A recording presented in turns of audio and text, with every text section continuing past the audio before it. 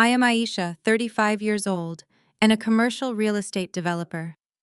I thought I knew exactly how deep family betrayal could cut, but I was severely mistaken. I spent 2 years navigating complex zoning laws and securing $380,000 of my own hard-earned capital to build a custom lakeside retirement sanctuary for my parents' 45th anniversary. When I pulled my car up to the property, expecting a peaceful reveal, I found the driveway jammed with commercial cleaning vans and a professional photography crew. My sister's husband marched out the front door, pointed at me, and demanded I move my car because it was ruining the curb appeal for his rental listing. Before I continue this story, let me know where you are watching from in the comments below. Hit like and subscribe if you have ever had your generosity weaponized against you by the people you love the most. Growing up in a working-class neighborhood in Atlanta, I learned early that love in our household was a scarce resource distributed unevenly. My older sister Kiara was the undisputed golden child. She was charismatic, effortlessly popular, and completely allergic to hard work. My parents, Calvin and Brenda, poured every ounce of their energy and finances into maintaining Kiara's flawless image. I was the quiet one, the pragmatic daughter who studied late into the night, secured my own scholarships, and eventually built a highly successful commercial real estate firm from the ground up. My accomplishments were met with polite nods while Kiara's mere existence was celebrated with parades. The Lakeside Cottage was supposed to be my ultimate gesture of gratitude. It was a sprawling 3-bedroom property, nestled against the serene Georgia pines, featuring vaulted ceilings and a custom mahogany wraparound porch. I oversaw every detail of the construction. I poured my savings into making sure my parents could enjoy their twilight years fishing on the dock and watching the sunsets without a single financial worry. I kept the project a secret, planning a beautiful weekend getaway for their anniversary where I would hand them the keys. The gravel crunched loudly under my tires as I pulled into the long driveway that Saturday morning. Instead of the quiet, pristine sanctuary I had left just a week prior, the property looked like a chaotic commercial staging ground. 2 large white cleaning vans blocked the path to the garage. A team of photographers was dragging lighting equipment and staging props across the freshly planted front lawn. My heart hammered against my ribs as I threw my vehicle into park and stepped out into the humid morning air. Before I could even process the violation of my property, the front door swung open. Out walked Preston, Kiara's white husband. Preston was a perpetually failing entrepreneur who hid behind expensive golf shirts and unearned arrogance. We had never gotten along primarily because I refused to fund his endless string of doomed tech startups. He strode down the porch steps with a clipboard in his hand, not a single ounce of greeting or surprise on his face. "Move your car right now," Preston barked, waving his pen at my vehicle. "You are in the frame and we are losing the morning light. I am paying these photographers by the hour to get this listing up by noon." I stood frozen for a fraction of a second, my mind struggling to reconcile his audacity with reality. I walked forward, my voice dangerously calm but carrying across the yard. "Preston, what are you doing on my property? And why are there commercial cleaning crews tracking dirt into a house that was just finished yesterday?" Preston scoffed, adjusting his collar. "Your property, that is rich. Do not start with your controlling nonsense today, Aisha. We are staging the house for the summer rental market. Now move the car before I have it towed off the driveway." The front screen door pushed open again and out sauntered my sister. Kiara looked like she had just stepped out of a luxury resort catalog, wearing a flowing silk robe and holding a half-empty mimosa glass. She leaned against the custom cedar pillars I had personally selected, looking down at me with an expression of pure, unadulterated annoyance. "Aisha, please stop making a scene." Kiara sighed, taking a delicate sip of her drink. "You are embarrassing us in front of the staging team. We have a very tight schedule today, and your negative energy is really killing the vibe." I marched up the wooden steps, ignoring Preston completely, to face my sister. "Kiara, this house is a surprise for Mom and Dad. It is their retirement home. I paid for every nail, every plank of wood, and every permit. You have absolutely no right to be here, let alone hire a crew to turn it into a rental property. Call these people off right now." Kiara rolled her eyes, a gesture she had perfected since we were teenagers. "You are always so dramatic and obsessed with money. You are a 35-year-old single woman with no family of your own. You do not understand that Preston and I have a legacy to build for our children. We cannot just let a premium asset sit empty half the year so you can play the hero daughter. We are generating passive income. The sheer entitlement radiating from her made my blood boil. The fact that she viewed the sanctuary I built for our aging parents as a free asset to fund her country club lifestyle was sickening, but sadly predictable. Where are Mom and Dad? I demanded, my voice rising above the chatter of the photography crew setting up a drone camera on the lawn. The heavy mahogany front door creaked open, and my parents stepped out onto the porch. The sight of them shattered whatever remaining hope I had for this family. My father, Calvin, stood near the doorframe. His shoulders were slumped and his hands were physically shaking as he stuffed them into his pockets. He looked at the floorboards, completely refusing to meet my eyes. My mother, Brenda, however, stepped forward with her chin held high, stepping protectively in front of Kiara. "Aisha, keep your voice down," my mother scolded, her tone laced with the same disappointment she used whenever I achieved something that outshined my sister. "We are trying to run a business here." "A business?" I asked, staring at the woman who had birthed me. "Mom, I built this house for you and Dad. It was a gift for your 45th anniversary, so you could retire in peace. And you are letting Preston turn it into a commercial rental." Brenda crossed her arms, her defensive posture perfectly mirroring Kiara. "Preston is a financial genius, Aisha. He explained how we can leverage this property to create generational wealth. His consulting business has hit a rough patch recently, and as a family we need to share our blessings. You have more than enough money from your real estate deals. You should be happy to help your sister and your brother-in-law get back on their feet." The history between us hung thick and suffocating in the humid air.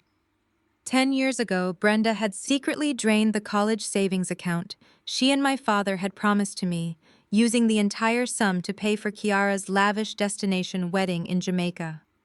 I had to take out massive predatory student loans to finish my degree, while Kiara posted photos sipping coconuts on a private beach. My mother had used the exact same phrase back then. "Share your blessings." "Dad," I said, looking past the wall of toxic enablers to the man who used to teach me how to fish on weekends, "are you seriously going along with this? Are you letting them hijack the home I built for you?" Calvin swallowed hard. He looked up for a brief second, his eyes swimming with guilt, before looking back down at his shoes. "Preston says it is the smart thing to do with the taxes, Aisha. We signed the management agreement. It is out of my hands now." Preston stepped up beside my mother, a triumphant smirk plastered across his face. He reached into the inner pocket of his jacket and pulled out a thick, folded legal document. He tapped it against the palm of his hand, looking at me like I was a pest he had finally exterminated.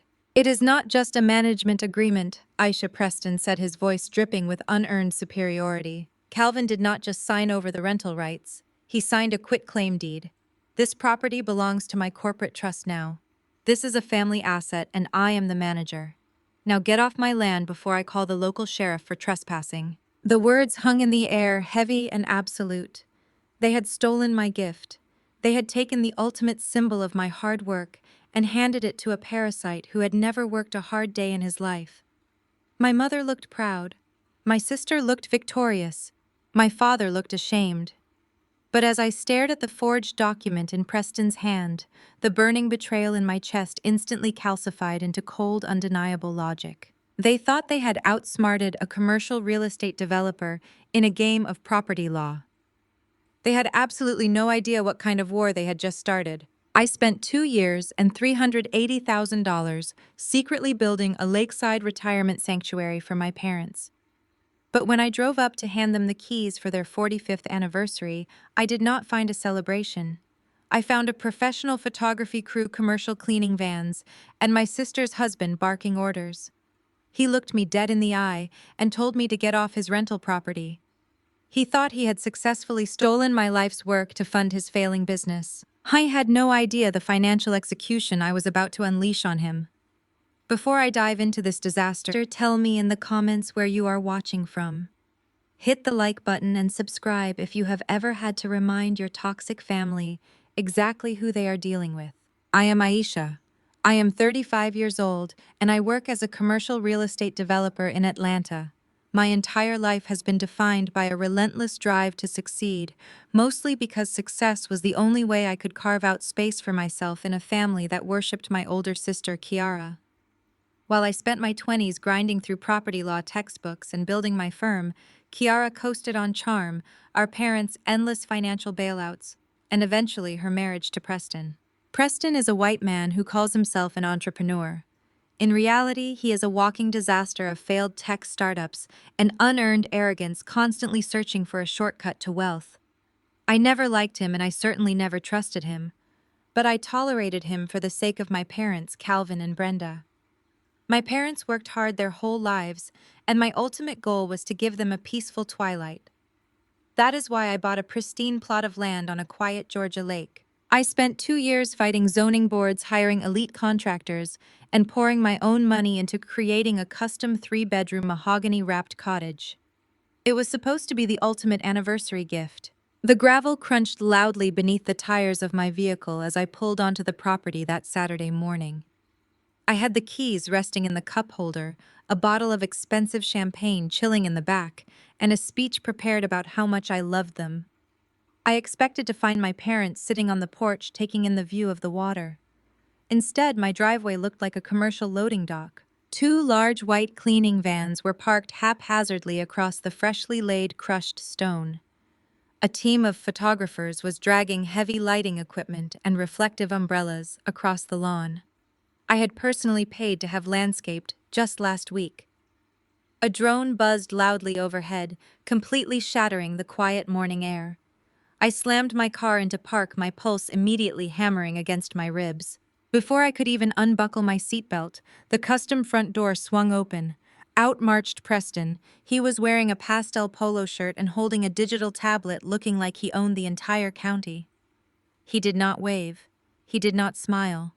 He did not even look surprised to see me. "Move the vehicle," Aisha, Preston barked, waving his hand at me like I was a stray dog blocking traffic.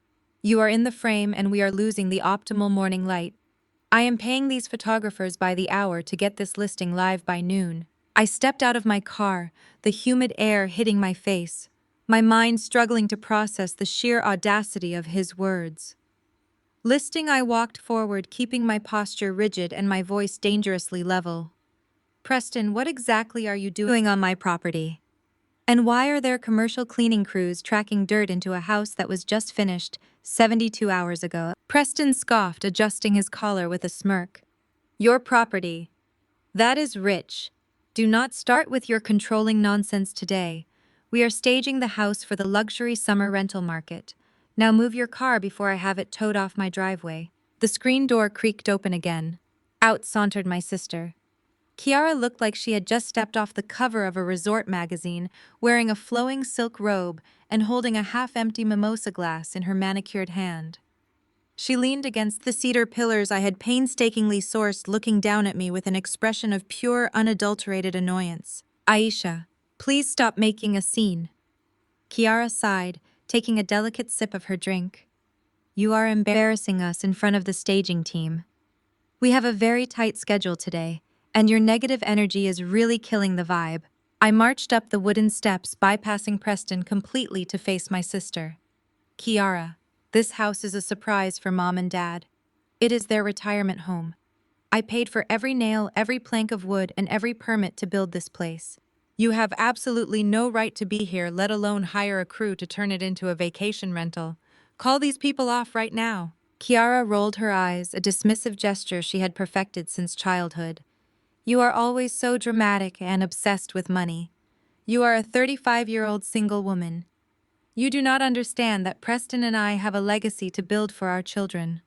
We cannot just let a premium asset sit empty half the year so you can play the hero daughter. We are generating passive income." The entitlement radiating from her made my blood boil. The fact that she viewed the sanctuary I built for our aging parents as a free asset to fund her country club lifestyle was sickening, but sadly predictable. My parents had always enabled her. They praised her for simply existing, while I had to move mountains to get a simple nod of approval. But this was crossing a legal and moral line that I could not comprehend. "Where are Mom and Dad?" I demanded, my voice rising above the chatter of the photography crew adjusting a massive light on the lawn. I want to hear them say they agreed to this.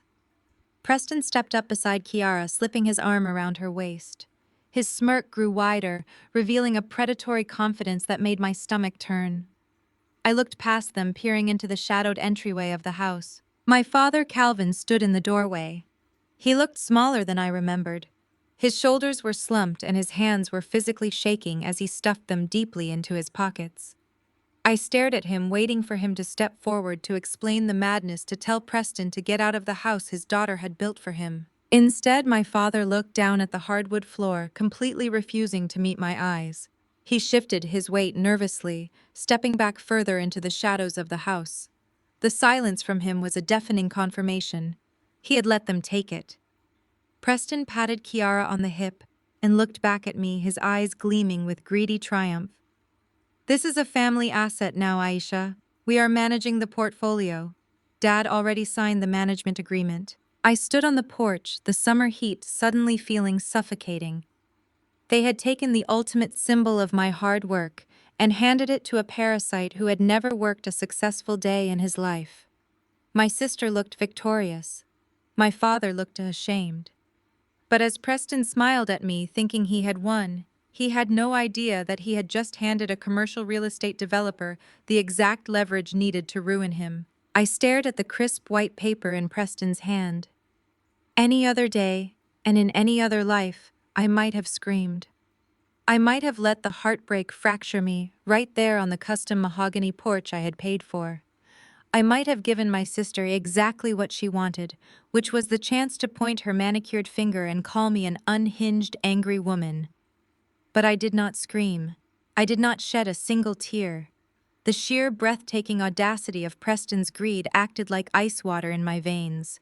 My grief instantly calcified into cold and hard logic. I shifted my focus away from the parasite holding the paperwork and locked my eyes entirely on my father. I asked him point blank if he had actually read the document he signed. Calvin could not even lift his chin to look at me. He stared at the planks of wood beneath his feet while his hands trembled inside his pockets. He opened his mouth to speak, but no sound came out. That heavy, suffocating silence was the loudest answer I had ever received from him.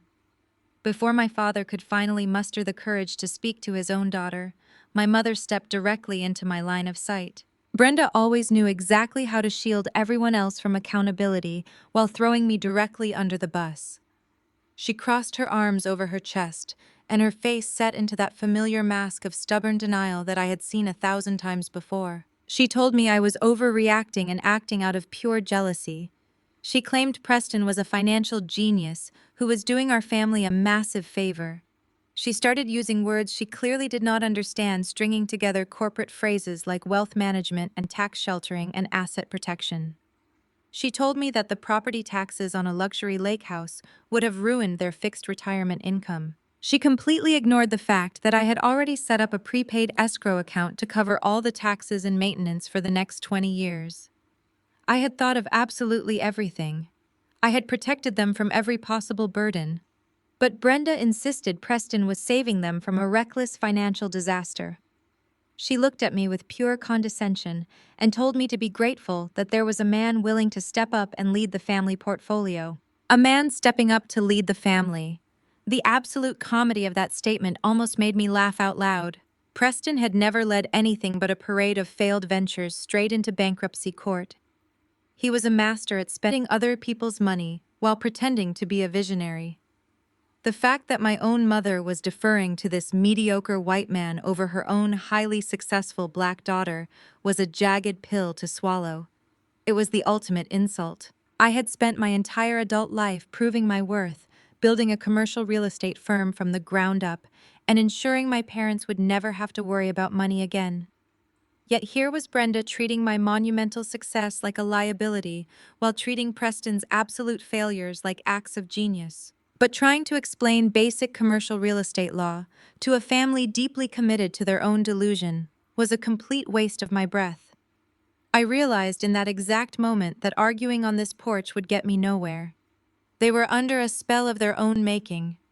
I stopped talking. I let the humid Georgia silence stretch out over the lawn, cutting through the distant noise of the photography crew still buzzing around my driveway. I looked Preston up and down. I memorized the way he stood and the smug curve of his mouth.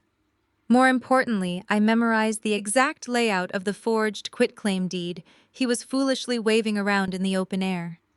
I noted the date stamped at the top. I noted the glaring absence of a proper notary seal. I noted the formatting of the document, which looked like something he had downloaded for free off the internet.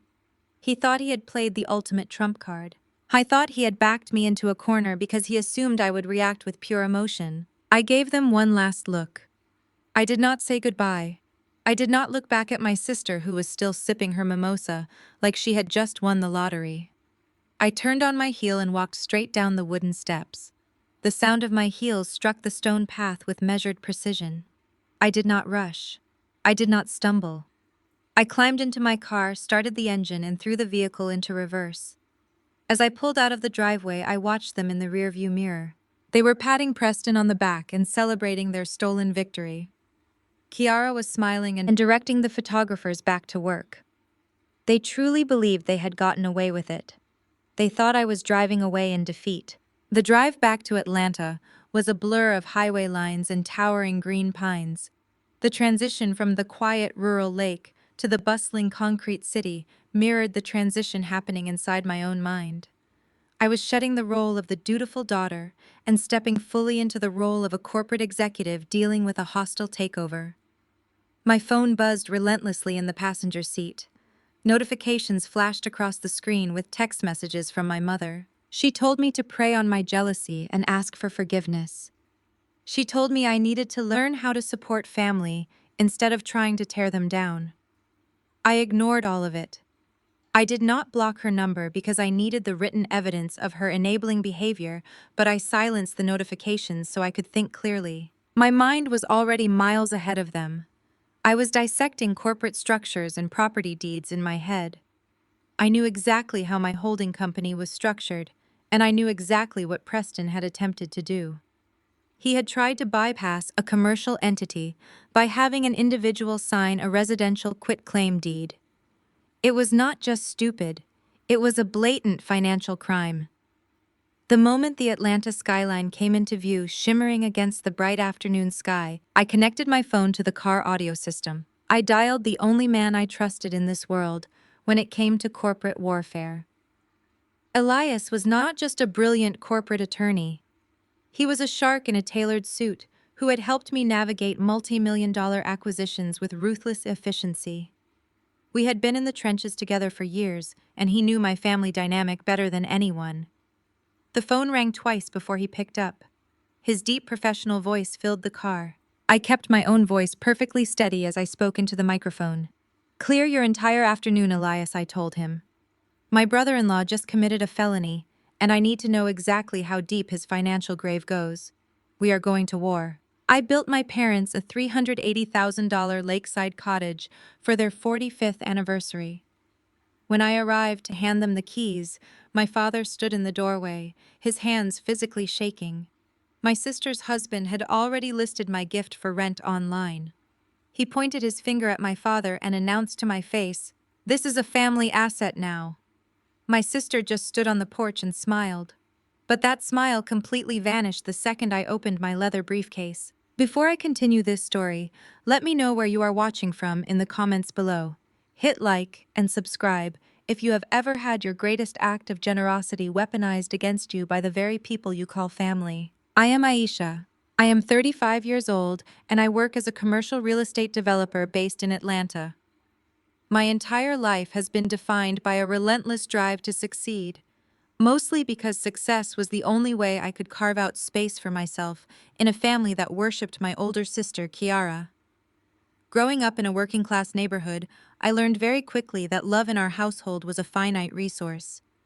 Kiara was the undisputed golden child. She was charismatic, effortlessly popular, and completely immune to hard work. My parents, Calvin and Brenda, poured every ounce of their energy and limited finances into maintaining Kiara's flawless image. I was the quiet one. I was the pragmatic daughter who studied late into the night, secured my own scholarships, and eventually built a highly successful commercial real estate firm from the ground up. My monumental accomplishments were always met with polite nods, while Kiara's mere existence was celebrated with parades. I thought I could finally buy their approval. I thought that if I gave them something truly magnificent, they would finally see me. I spent 2 years navigating complex zoning laws and securing $380,000 of my own hard-earned capital to build a custom lakeside retirement sanctuary for my parents. It was supposed to be my ultimate gesture of gratitude. The Lakeside Cottage was a sprawling 3-bedroom property nestled against the serene Georgia pines, featuring vaulted ceilings and a custom mahogany wraparound porch. I oversaw every single detail of the construction. I poured my savings into making sure my parents could enjoy their twilight years, fishing on the dock and watching the sunsets without a single financial worry. I kept the project a complete secret, planning a beautiful weekend getaway for their anniversary, where I would surprise them and hand over the keys. The gravel crunched loudly under the tires of my SUV as I pulled into the long driveway that Saturday morning. I had the keys resting in my cup holder and a bottle of expensive champagne chilling in the back. I had rehearsed the speech I was going to give them 100 times. Instead of the quiet, pristine sanctuary I had left just a week prior, the property looked like a chaotic commercial staging ground. 2 large white commercial cleaning vans blocked the path to the garage. A team of professional photographers was dragging heavy lighting equipment and reflective umbrellas across the freshly planted front lawn. A drone buzzed loudly overhead, completely shattering the quiet morning air. My heart hammered against my ribs as I threw my vehicle into park and stepped out into the humid morning air. Before I could even process the violation of my property, the custom front door swung open. Out marched Preston, Kiara's white husband. Preston was a perpetually failing entrepreneur who hid behind expensive golf shirts and unearned arrogance. We had never gotten along, primarily because I consistently refused to fund his endless string of doomed tech startups. He walked through this world with a staggering level of entitlement, constantly taking from our family while contributing absolutely nothing. He strode down the porch steps with a clipboard in his hand, not a single ounce of greeting or surprise on his face. "Move your car right now," Preston barked, waving his pen at my vehicle. "You are in the frame and we are losing the optimal morning light. I am paying these photographers by the hour to get this listing live by noon." I stood frozen for a fraction of a second, my mind struggling to reconcile his audacity with reality. I walked forward, my voice dangerously calm, but carrying across the yard. "Preston, what exactly are you doing on my property? And why are there commercial cleaning crews tracking dirt into a house that was just finished 72 hours ago?" Preston scoffed, adjusting his collar with a smirk. "Your property that is rich. Do not start with your controlling nonsense today, Aisha. We are staging the house for the luxury summer rental market. Now move your car before I have it towed off my driveway." The screen door creaked open again and out sauntered my sister. Kiara looked like she had just stepped off the cover of a resort magazine, wearing a flowing silk robe and holding a half-empty mimosa glass in her manicured hand. She leaned against the cedar pillars I had painstakingly sourced, looking down at me with an expression of pure, unadulterated annoyance. "Aisha, please stop making a scene." Kiara sighed, taking a delicate sip of her drink. "You are embarrassing us in front of the staging team. We have a very tight schedule today, and your negative energy is really killing the vibe." I marched up the wooden steps, bypassing Preston completely to face my sister. "Kiara, this house is a surprise for Mom and Dad. It is their retirement home. I paid for every nail, every plank of wood, and every permit to build this place. You have absolutely no right to be here, let alone hire a crew to turn it into a vacation rental. Call these people off right now." I looked past her, searching the shadowed entryway for my parents. My father, Calvin, stood in the doorway. He looked smaller than I remembered. His shoulders were slumped, and his hands were physically shaking as he stuffed them deeply into his pockets. He completely refused to meet my eyes, staring intently at the floorboards beneath his feet. That heavy, suffocating silence from the man who was supposed to protect me told me everything I needed to know. Preston stepped forward, slipping his arm around Kiara's waist, and smirked at me, with a look of pure predatory triumph. "This is a family asset now, Aisha. We are generating passive income. Dad already signed the management agreement." I leaned across the polished mahogany conference table, my eyes tracking the highlighted rows of data glowing on Elias's monitor. The spreadsheet was a chaotic, tangled web of shell companies and high-interest commercial lending accounts, but the address listed under the collateral column was unmistakable. It was the address of the split-level brick home in Atlanta where I took my first steps. The house my parents had proudly paid off over 30 long years of backbreaking labor. The house where I had spent countless nights studying at the kitchen table to earn my scholarships while my family celebrated my sister. I asked Elias what exactly I was looking at. My voice was a low, dangerous whisper that barely disguised the shock vibrating through my chest. Elias did not sugarcoat the reality. He turned the heavy monitor fully toward me, letting the numbers speak for themselves. Preston had not just been skimming money from my parents' modest retirement accounts to buy country club dinners and designer handbags for Kiara. He had orchestrated a massive, highly illegal financial extraction right under their noses.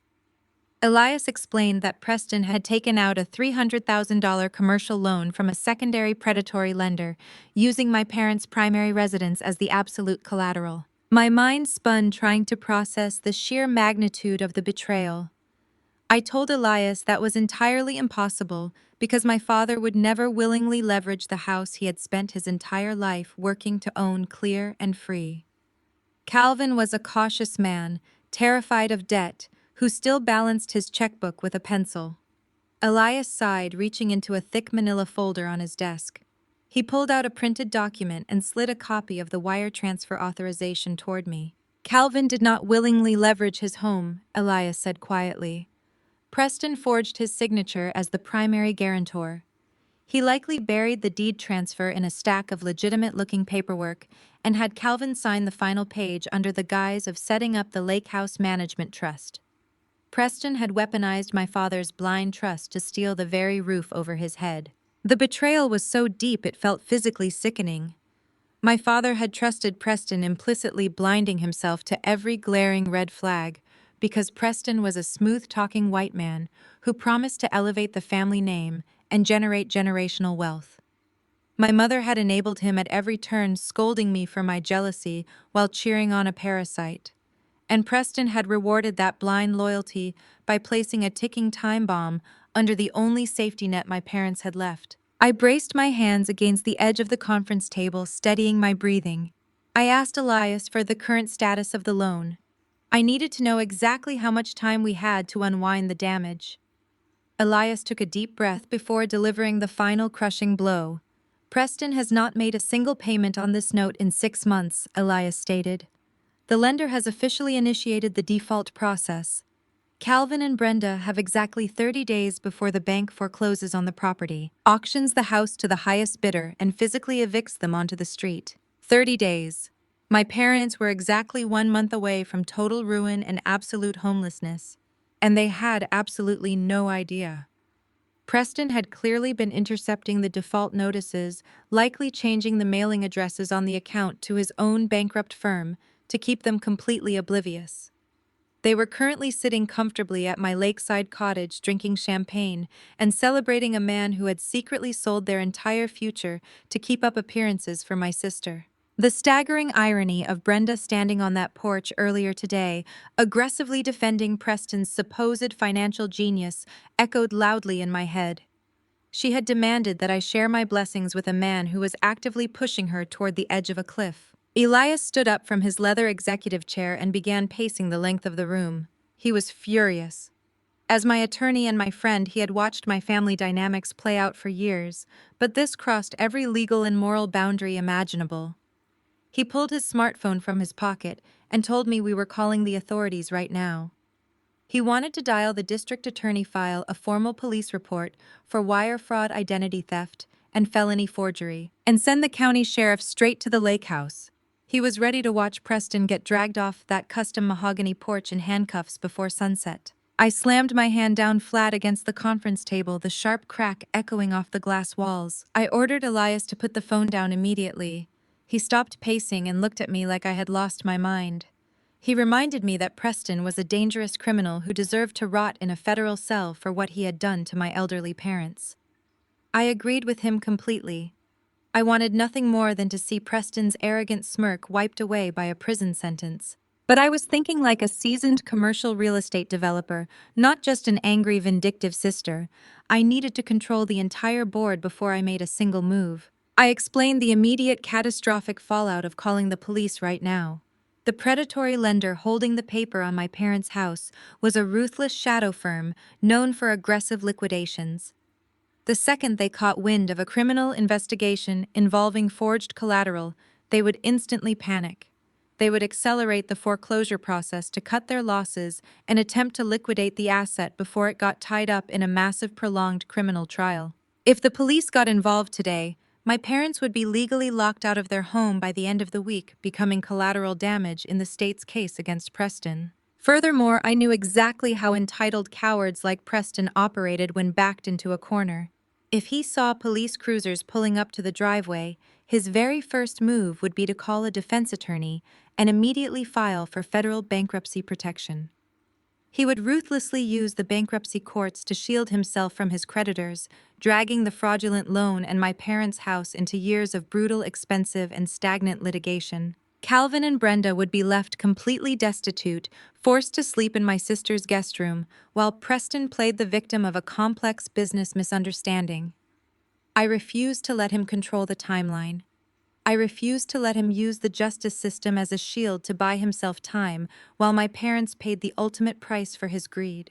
Elias slowly lowered his phone, the realization washing over his face. He recognized the strategic truth in my words. He walked back to the table, sat down heavily in his chair, and folded his hands.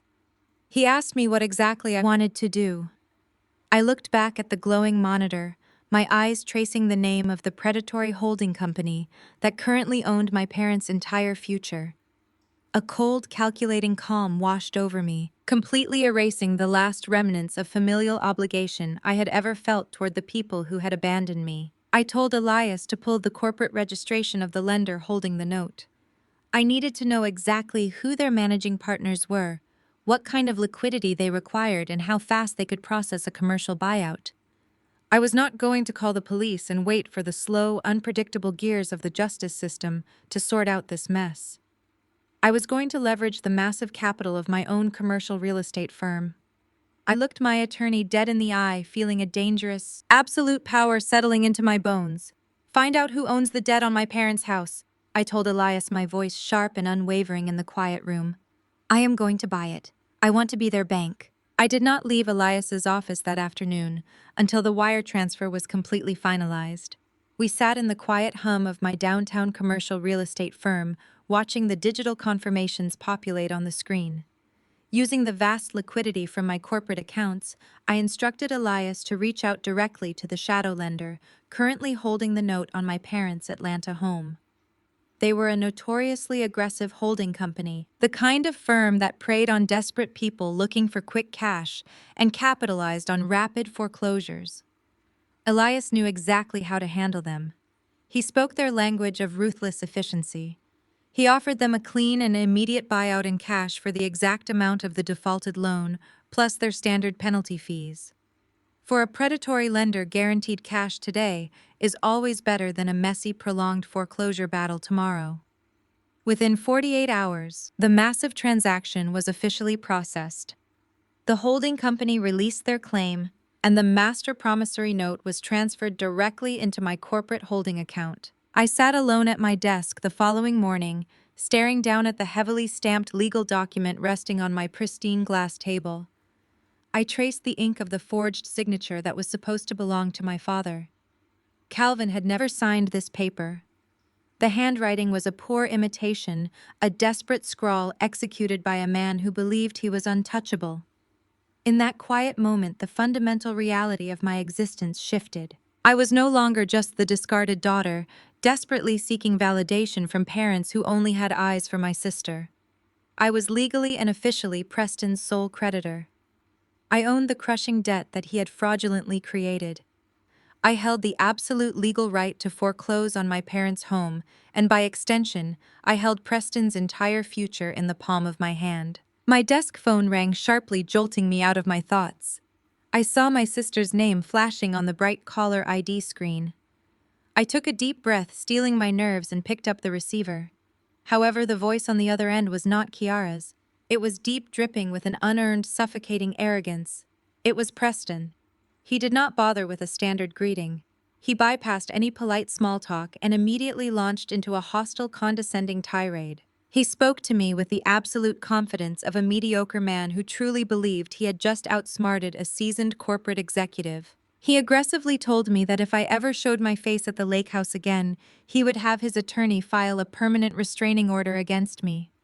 He claimed my sudden appearance at the property had severely traumatized Kiara and caused my parents unnecessary medical stress.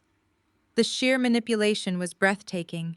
He was actively bankrupting my mother and father, yet he was trying to paint me as the dangerous aggressor who needed to be kept away by law enforcement. I gripped the phone tightly, my knuckles turning white, but I forced my breathing to remain completely steady. I knew that reacting with anger would only give him the satisfaction he was desperately seeking. Preston took my calculated silence as total submission, and his fragile ego inflated even further.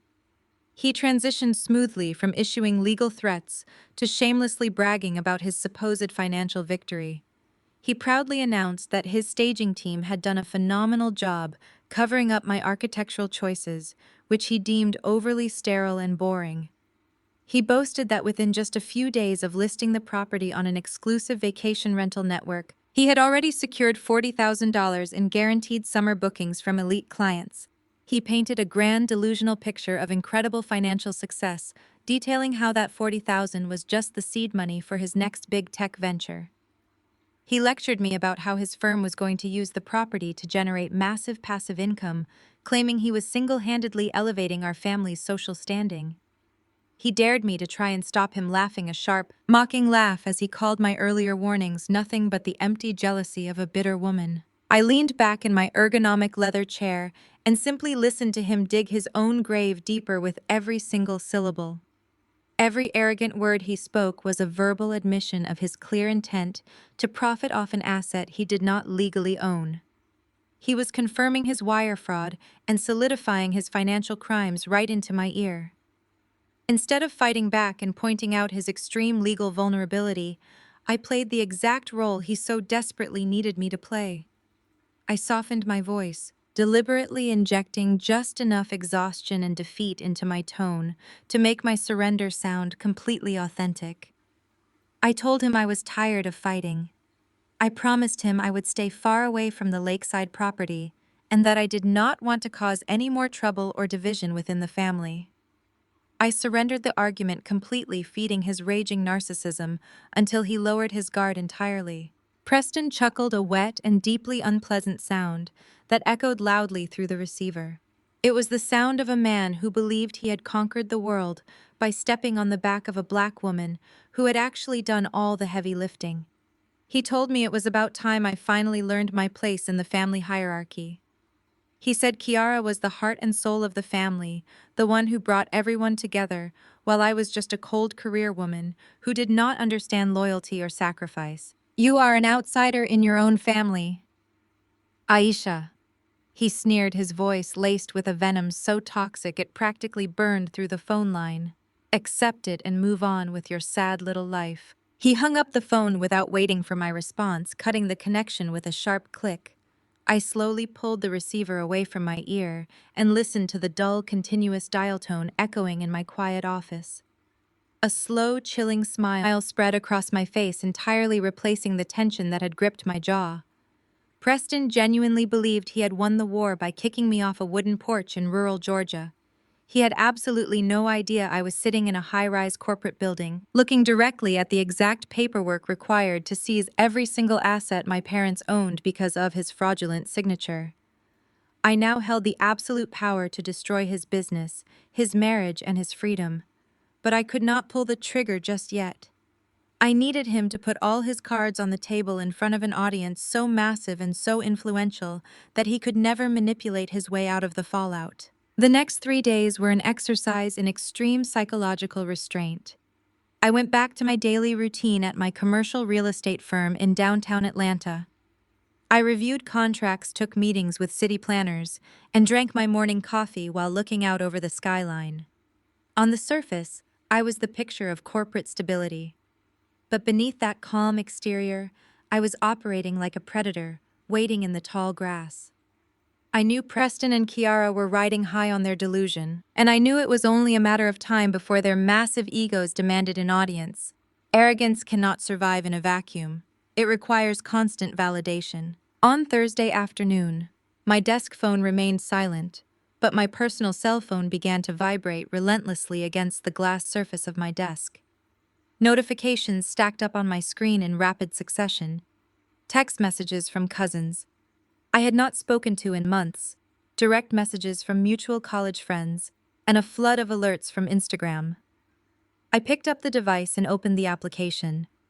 My sister had just posted a highly produced, professionally edited video to her public page. I tapped the screen and watched the betrayal unfold in high definition. Kiara stood in the center of the driveway I had paid to pave. She was wearing a flowing white linen set, her hair perfectly styled, holding a matcha latte in one hand. The camera panned slowly across the front exterior of the Lakeside cottage.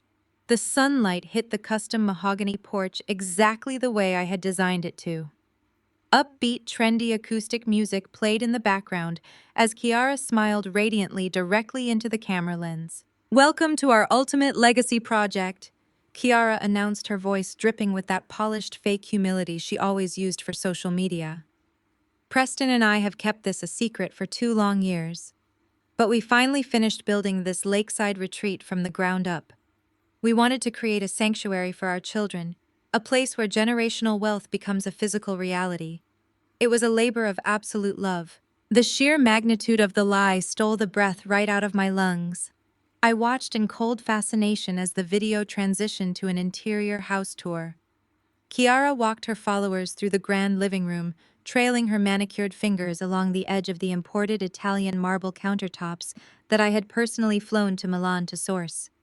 She pointed up at the vaulted cedar ceilings, claiming she had spent months sketching the architectural layouts at her kitchen table. She spoke about the late nights she and Preston spent poring over blueprints, spinning a complete fairy tale out of thin air. Midway through the tour, Preston walked into the frame.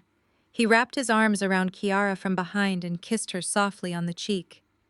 He looked directly at the camera and talked about how proud he was of his visionary wife and how this property was just the first phase of Preston Capital's new luxury real estate portfolio. They were packaging my life's work, my financial risk, and my profound love for my parents, and selling it as their own corporate triumph. The fallout was instantaneous. My phone screen lit up with a massive block of text from my Aunt Denise. Aunt Denise was my mother's older sister, the undisputed center of all family gossip, and the primary enabler of Brenda's toxic parenting. Her message was a masterclass in manipulation. "Aisha, what is wrong with you?" the text read. "Your sister is out here building an empire for the family, and you cannot even show up to support her. Your mother told me you drove all the way to the lake and threw a massive tantrum out of pure spite. You need to stop being a jealous hater and get with the family project. This lone wolf attitude of yours is embarrassing. We are Black women. We are supposed to lift each other up, not tear our own sisters down, just because you are bitter and single." I stared at the message. The irony was so thick it was almost suffocating. My family loved to weaponize the concept of Black unity and sisterhood only when it benefited the person actively doing the exploiting. They demanded infinite grace for Kiara's failures and infinite resources from my successes. It was the same tired script they had used my entire life to keep me quietly serving in the background. I swiped Aunt Denise's message away without typing a single word in response. I opened the comment section underneath Kiara's viral video. There were hundreds of people praising her, congratulating Preston, and asking for the rental link. But the comment pinned at the very top of the page was the one that truly burned. It was from my mother. So incredibly proud of my visionary daughter and my brilliant son-in-law, Brenda had typed, followed by a string of praying hands emojis. "God is truly blessing your hard work and dedication. This house is a masterpiece. The blatant erasure stung with a familiar, deep-rooted ache. My own mother was publicly praising the thieves, who were exactly 30 days away from rendering her completely homeless. She was validating a man who had forged her husband's signature and jeopardized her entire existence. She was rejecting the daughter who had bought the house solely to elevate the daughter who had stolen it. The emotional wound flared, but I did not let it consume me. I let it fuel my absolute focus. I locked my phone and placed it face down on my desk. I maintained complete radio silence. I did not post a reactive status. I did not leave an angry comment calling them liars. I did not text Aunt Denise to defend my character. When you hold the absolute power to legally execute your enemies, you do not waste your time barking at them on the internet. You let them build their house of cards as high as possible so the fall is completely catastrophic. By Friday morning, the social media algorithm had done exactly what it was designed to do. Kiara's highly produced video went viral outside of her immediate social circle. It was picked up and reposted by a prominent Atlanta luxury real estate blog. The blog praised the architectural design and highlighted the cottage as a prime example of modern lakeside development. I sat in my office drinking black coffee, reading the article on my monitor. Then I scrolled down to the comments section of the blog post. My eyes locked onto a verified response. Preston had replied directly to the publication from his corporate account. He thanked the blog for the feature and used the platform to make a massive, deeply arrogant public announcement. "Thank you for recognizing the hard work of Preston Capital," he had written. "We are thrilled to announce that we will be hosting an exclusive investor launch party at the Cottage this coming weekend. We are inviting local venture capitalists and elite property managers to view the asset in person and discuss phase 2 of our luxury expansion." I leaned forward, my eyes scanning the words again to make sure I was not hallucinating. He was actually going to do it. He was going to use my stolen house as physical collateral to trick real accredited venture capitalists into funding his bankrupt consulting firm. He was turning a family dispute into a massive, verifiable corporate fraud scheme with a documented guest list. I smiled, the sharp, cold expression reflecting in the dark screen of my monitor. Preston had just invited the entire financial community to witness his absolute triumph. He had set the stage, lit the lights, and gathered the audience. He had done all the heavy lifting for me. I picked up my office phone and pressed the speed dial button for Elias. The trap was fully set and it was time to close the jaws. I explained the luxury blog post to Elias and sent him the direct link while we were still on the line. I told him to dig into the local venture capital networks and find out exactly what Preston was pitching to these people. Elias did not need to be told twice. He hung up and went straight to work. For the next 2 hours, I sat at my desk reviewing my own legitimate commercial contracts, but my mind was entirely focused on the trap I was building. Elias called me back just before noon, and his voice was heavy with absolute disbelief. He had managed to get his hands on a digital copy of the investor prospectus. Preston was quietly circulating among the most elite property managers and angel investors in Atlanta. Preston was not just throwing a networking mixer to stroke his fragile ego. He was orchestrating a massive, highly documented financial crime. Elias explained that Preston was formally seeking a $1 million cash injection to expand a fictitious luxury rental portfolio. And the anchor asset he was using to guarantee that $1 million loan was my Lakeside cottage. Preston had taken the forged quitclaim deed, paired it with a fabricated property appraisal, and presented the cottage as a completely unencumbered asset owned solely by his bankrupt consulting firm. He was attempting to trick real accredited venture capitalists into handing over $1 million by leveraging a property he did not legally own. Elias warned me that if Preston actually signed a funding agreement with those investors using that forged deed, he would be crossing the line into severe federal wire fraud and bank fraud. He was about to commit a crime so severe it carried decades of prison time. Preston believed he was a visionary businessman, but in reality, he was just a desperate con artist stepping into a federal trap. As I was listening to Elias detail the sheer magnitude of Preston's legal exposure, a notification chimed loudly on my computer screen. An email had just arrived in my personal inbox. The sender was my mother. I opened the message while still holding the phone to my ear. Brenda had written a carefully crafted, coldly worded directive disguised as maternal concern. She stated that since I had chosen to be so unsupportive of my sister's legacy, she felt it was best that I did not attend the lake house gathering this weekend. She claimed the event was an exclusive mixer for couples and serious investors only. Then came the familiar venomous twist of the knife. Brenda wrote that my negative energy and my unresolved singleness would only make the high net worth guests feel uncomfortable. She told me that successful men like Preston needed a supportive environment to thrive, and my intimidating corporate attitude was not welcoming. She actually suggested I use the weekend to stay alone in the city and prey on why I was so bitter and unlovable. I read the email twice. The words burned, but not in the way they used to.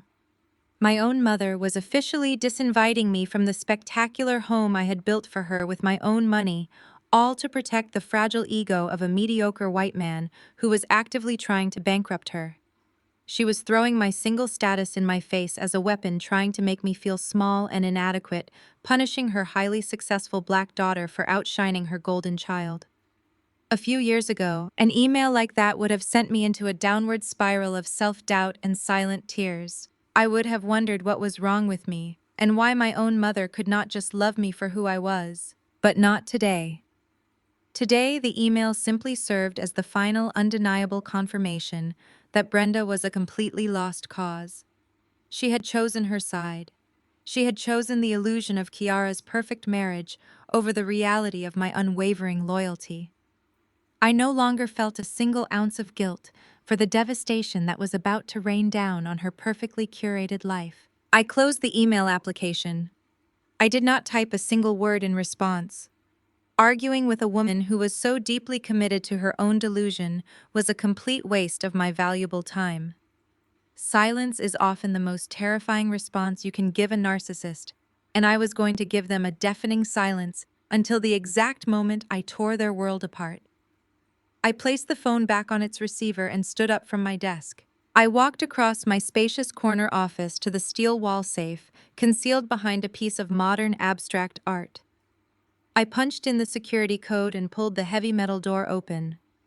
Inside rested a thick leather portfolio containing the master documents for my most valuable corporate assets. I reached inside and pulled out the original notarized watermarked warranty deed for the Lakeside property. The crisp, heavy paper was the undeniable proof of reality. The document clearly proved that my commercial firm, Aisha Holdings, owned the land and the structure 100%. It outlined the strict life estate agreement I had drafted for my parents, legally forbidding them from selling, transferring, or renting the home under any circumstances. I placed the document into my structured leather briefcase and snapped the brass locks shut. The sharp metallic click echoed in the quiet office like the chambering of a loaded weapon. I packed the secondary file next the thick stack of documents proving Preston had secretly taken out a predatory loan against my parents' primary Atlanta home, pushing them to the absolute brink of foreclosure. I was bringing the entire arsenal. This was no longer a petty family disagreement over real estate. This was a hostile corporate takedown, and I was going to execute it with absolute ruthless precision. I picked up my cell phone and dialed Elias one last time before leaving the office for the weekend. I told him the financial trap was fully verified, and the guest list of wealthy investors was confirmed. I instructed him to put on his most intimidating custom suit and to contact his highest-ranking connections at the local county sheriff department. I needed armed deputies waiting out of sight, just down the wooded road from the lake house this Saturday evening, ready to move in the second the fraud was exposed. "Get the county sheriff on standby," I told my attorney, my voice radiating pure cold anticipation. "We are going to a party." I ended the call with Elias and placed my phone face down on the passenger seat of my vehicle. The drive from downtown Atlanta to the lake took just over an hour, which gave me exactly enough time to transition my mindset from a betrayed family member into a corporate executioner. I had stopped by my luxury high-rise apartment to change out of my standard office attire and into something that sent a very specific message. I wore a tailored, emerald green designer suit with a crisp black silk blouse and stiletto heels that struck the pavement like a gavel. I was not showing up to this event as a wounded sister, begging for scraps of respect. I was walking into that house as the absolute owner of the ground they were standing on. When I finally pulled onto the winding tree-lined road leading to the property, the sheer scale of Preston's delusion became entirely visible. The long gravel driveway was packed with luxury vehicles. He had actually hired a valet service to park cars on the land I had purchased. I rolled my window down, handed my keys to a confused-looking young man in a red vest, and stepped out into the warm, humid evening air. The property looked spectacular under the fading twilight. Subtle landscape lighting illuminated the custom cedar pillars of the wraparound porch. The soft, elegant sound of a live jazz trio drifted through the open double doors, mixing with the low hum of wealthy people discussing money. I walked up the front steps, my heels clicking sharply against the mahogany wood. I did not bother to knock or wait for an invitation. I stepped right through the grand entryway and into the massive living room with the vaulted ceilings I had personally spent months designing. The space was filled with dozens of local venture capitalists, elite property managers, and angel investors holding crystal glasses. Waiters in crisp, black uniforms circulated the room with silver trays of expensive hors d'oeuvres. Preston was funding a massive illusion, likely using credit cards he could not afford to pay off all to project an image of absolute financial dominance. It took exactly 30 seconds for my sister to spot me. Kiara was standing near the imported marble kitchen island, playing the role of the perfect affluent hostess. She was wearing a sparkling champagne-colored cocktail dress, laughing loudly at a joke told by an older white man in a tailored suit. The moment her eyes locked onto me across the room, the bright artificial smile melted right off her face. Pure panic flashed in her eyes, followed instantly by raw, unfiltered anger. She excused herself from the conversation and marched directly toward me, her heels sinking heavily into the hardwood floor. She intercepted me just before I could reach the center of the room. She grabbed my arm, her manicured fingers digging sharply into the sleeve of my green suit, and tried to pull me back toward the front foyer where the lighting was dimmer. "What are you doing here?" Kiara's furious whisper. "Mom sent you an email explicitly telling you not to come. You are going to completely ruin this for us. You need to turn around and walk out that door right now before Preston sees you." I looked down at her hand gripping my arm. I did not pull away. I simply stared at her fingers until she felt the intense, icy weight of my gaze and slowly let go. "I am just here for a drink, Kiara," I said, keeping my voice perfectly calm and pleasant. "It is a beautiful night for a party. I thought I would come admire the architecture." Kiara stepped directly into my path, trying to use her body to physically block me from entering the main mingling area. "Aisha, I am not playing games with you tonight." She snapped her eyes, darting nervously toward the crowd. "These are high-net-worth individuals. These are elite venture capitalists. Preston is about to secure a massive funding round that will set our family up for life. You do not belong in this room. You are going to embarrass us with your bitter single-woman attitude. Leave." I looked at my sister, taking in the sheer desperation vibrating beneath her designer dress. She was so deeply terrified of losing her fragile social standing that she was willing to treat her own blood like a disease. I did not raise my voice. I did not give her the satisfaction of an emotional reaction. I simply stepped around her like she was a piece of misplaced furniture. "Enjoy your evening, sister," I murmured as I glided past her. I walked straight to a passing waiter and lifted a crystal flute of champagne from his silver tray. I took a slow, deliberate sip, letting the cold bubbles wash down my throat as I scanned the room. I spotted Preston standing near the expansive glass windows overlooking the lake. I was holding court with three older, incredibly wealthy-looking men. They were the key investors, the primary targets Preston desperately needed to bail out his bankrupt consulting firm. I did not march over and start yelling. I employed pure psychological warfare.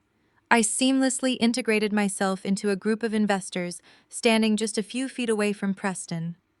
I introduced myself with a warm professional smile, exchanging business cards and firm handshakes.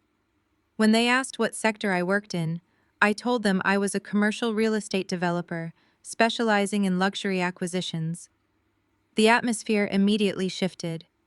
These men recognized me as an equal, a fellow predator in the corporate ecosystem. Within minutes, I naturally steered the conversation toward Preston Capital and the beautiful property we were currently standing inside. One of the investors, a sharp-eyed man with silver hair, praised Preston's vision for leveraging the asset to fund a new luxury rental portfolio. I smiled, swirling the champagne in my glass. "It is a bold strategy," I said, my voice carrying just enough volume to ensure the men speaking with Preston could hear me. But I always wonder how boutique firms like Preston Capital handle the mezzanine financing on single-asset collateral, especially when dealing with residential life estates. It creates such a massive encumbrance on the deed. "I assume you gentlemen have thoroughly reviewed his debt-to-equity ratio before considering a seven-figure cash injection." The silver-haired investor frowned, tilting his head. "Life estate?" he asked, his tone shifting from casual party chatter to immediate business scrutiny. Preston pitched this as a fully unencumbered, wholly owned corporate asset. "Are you saying there are restrictive covenants on the deed?" I feigned a look of polite surprise, as if I had accidentally spoken out of turn. "Oh, you would really have to ask Preston about his liquidity structure," I replied smoothly. "But in my professional experience, securing commercial venture capital against a property with a restricted residential deed is incredibly risky.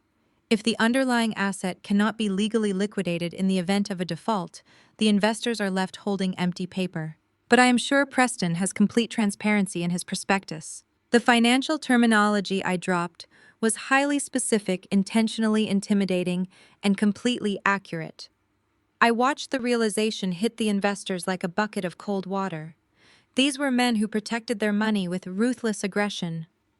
The moment they heard words like restricted deed and empty paper, the illusion Preston had spent thousands of dollars to create shattered into pieces. The silver-haired man immediately excused himself from our circle and walked directly over to the group standing with Preston. I stood back and watched the dominoes begin to fall. The man leaned in and asked Preston a very direct question about the property's collateralization and the specific legal nature of the deed. Preston's face drained of color. I watched him physically swallow hard, a nervous bead of sweat breaking out on his forehead. He tried to laugh it off, using his usual charming, fast-talking buzzwords to deflect the inquiry. But venture capitalists do not care about charm when their money is on the line. The three men surrounding Preston exchanged hard, skeptical glances. They began pressing him on his actual liquidity, asking pointed questions about his firm's outstanding liabilities, and demanding to know if there were any hidden encumbrances on the lake house. Preston stumbled over his words. He stuttered, his confident posture collapsing in on itself. He looked around the room like a trapped animal desperately searching for an exit. He could not answer their basic financial questions because his entire pitch was built on a foundation of absolute fraud. The investors did not need to see the actual documents yet to know they were being played.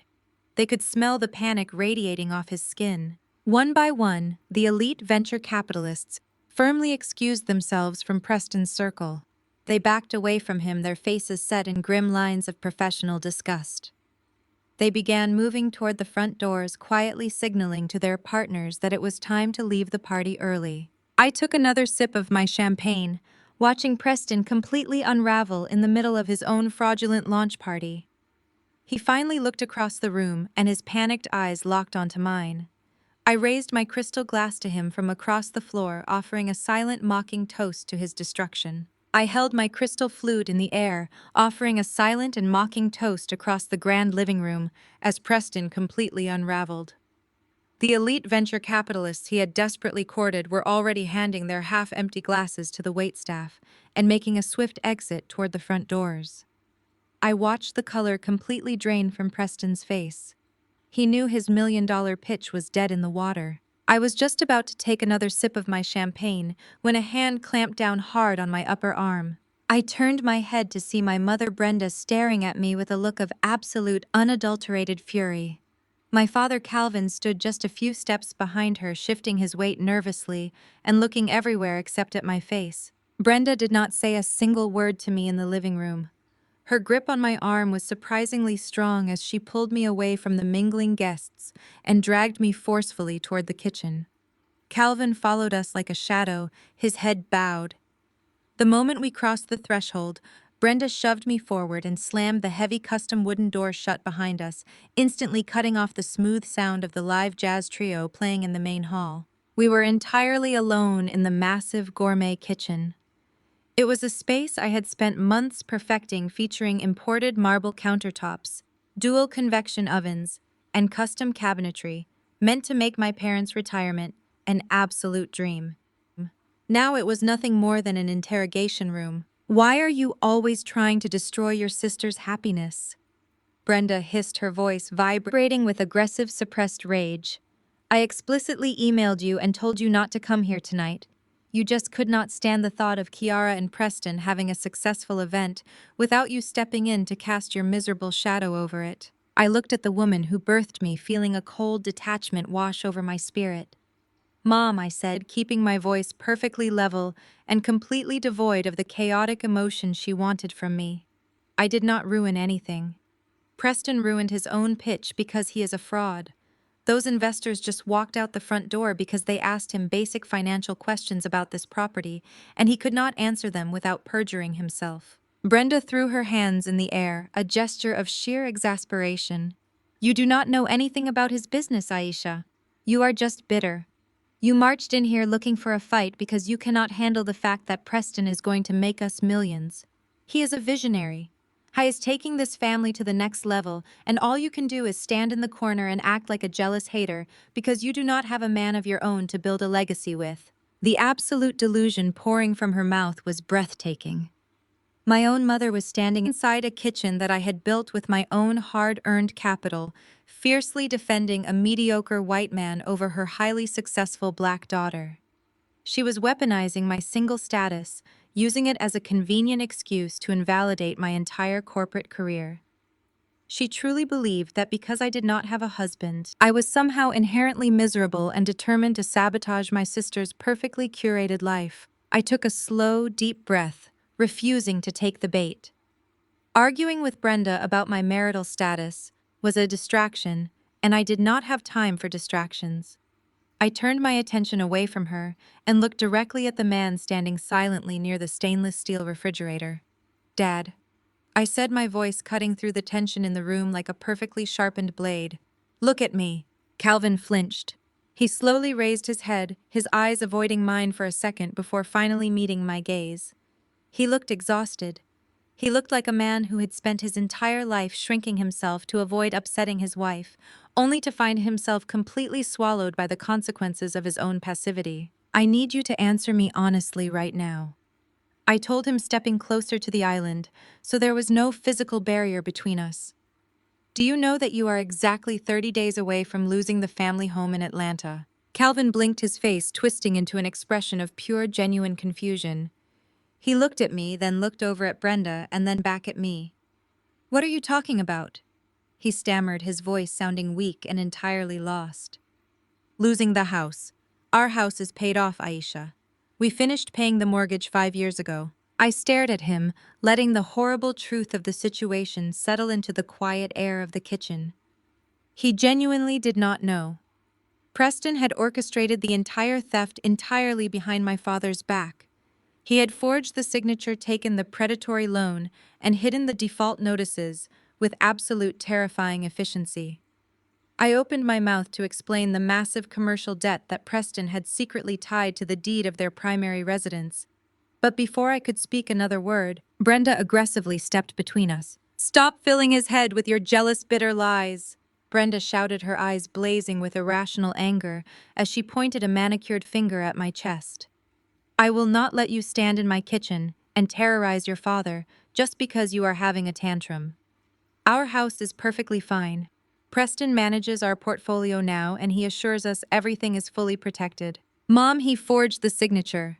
I fired back, my voice finally rising to match the severity of the crisis. "Preston took out a $300,000 loan against your house to cover his bankrupt consulting firm. He has not made a single payment in 6 months.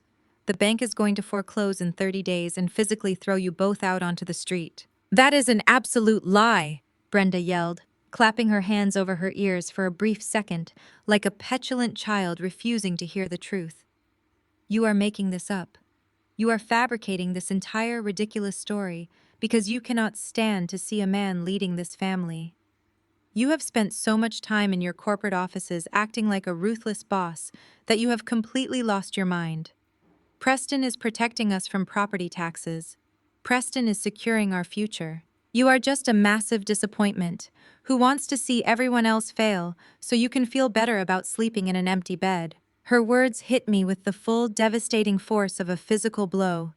She had looked at the life-saving truth I was offering her and consciously chosen to slap it away in favor of Preston's beautiful, comforting lies. She would rather go completely bankrupt and face total homelessness than admit that her golden child was married to a parasite. She would rather attack my character, my independence, and my womanhood than face the reality that her highly successful daughter was the only thing standing between her and absolute ruin. I looked at Calvin. He was staring at Brenda, his mouth slightly open, completely paralyzed by the sheer volume of her denial. He was not going to demand answers. He was not going to step up and defend himself. He was going to let her drag him right off the financial cliff because it was easier than fighting back. A chilling, profound clarity washed over my entire spirit. I realized in that exact moment that I could not save people who were aggressively fighting to drown. I had tried to warn them in private. I had tried to give them the opportunity to handle this quietly. They had rejected my grace. They had chosen to stand behind Preston, and now they were going to have to fall with him. I adjusted the strap of my leather briefcase on my shoulder and gave my mother a cold, dead smile. "You are absolutely right, Mom," I said, my voice dropping to a smooth, dangerous whisper. "I am just a bitter, jealous woman making things up. Let us go see how well the man leading the family is doing out there without me." Suddenly, the sharp, amplified sound of a spoon clinking against a crystal glass echoed through the built-in ceiling speakers of the kitchen. The jazz music had completely stopped playing. A low hum of anticipation rippled through the audio feed from the main hall. Preston was stepping up to the microphone. The main event was starting, and I was holding the only match that mattered. I pushed open the heavy wooden door of the kitchen and stepped back into the grand living room. The contrast was absolutely jarring. While my parents' entire financial reality was burning to the ground behind me, in that kitchen, the room in front of me was a picture of manufactured high society perfection. The jazz trio had set down their instruments, allowing a hushed, expectant silence to fall over the crowd. The elite gathering of venture capitalist property managers and local socialites had formed a wide semicircle facing the massive stone fireplace. Standing right in the center of the hearth holding a sleek silver microphone was Preston. He looked like a man who genuinely believed he had already conquered the world. He wore a tailored pastel suit that probably cost more than his bankrupt consulting company generated in an entire year. He held a glass of sparkling water in his free hand, adopting the relaxed, overly confident posture of a Silicon Valley tech visionary. I stood near the back of the room, partially concealed by a towering indoor palm tree, and listened as he began to weave his absolute masterpiece of a lie. Preston cleared his throat and welcomed everyone to what he called the crown jewel of his real estate vision. He raised his free hand and gestured broadly toward the soaring vaulted cedar ceilings above us.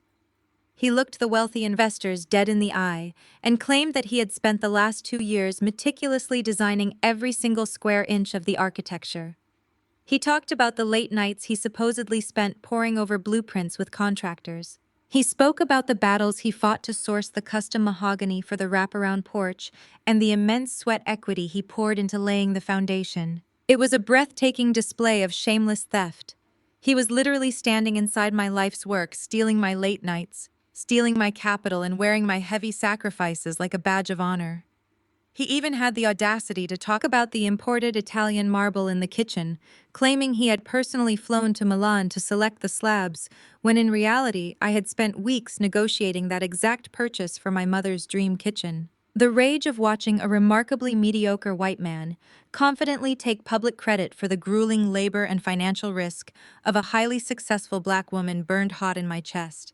But I kept my expression perfectly neutral. I let him keep digging.